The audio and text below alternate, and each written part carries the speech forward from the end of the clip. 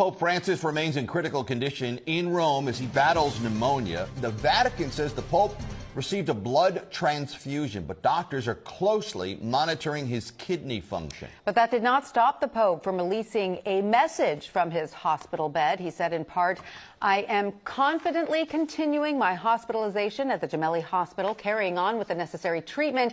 He then thanked believers for all the prayers and letters. Thousands of those prayers are coming from St. Patrick's Cathedral in Midtown, and that's where we find Eyewitness News reporter Kimberly Richardson. Kimberly?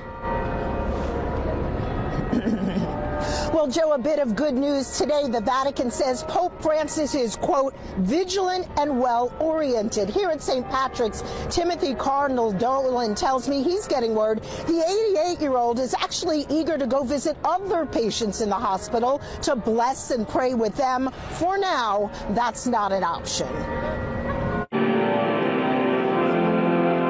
Morning Mass here at St. Patrick's Cathedral felt very different as worshipers from all over the world offer more prayers for Pope Francis. He's very vulnerable, but you know what?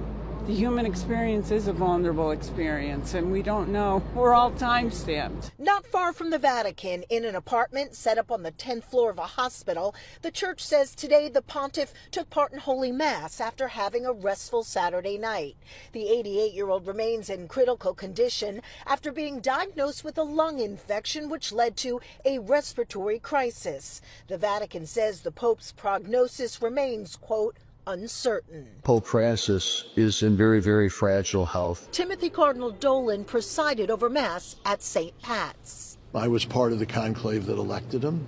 I've gotten to know him, and so I worry about him as I would my own father, because he is our Holy Father. The Archbishop of New York points out Pope Francis has been extraordinarily realistic about his own health. As a young man, he had part of one lung removed and in 2023 was hospitalized with respiratory infections. He loved New York. Visited the city in September of 2015.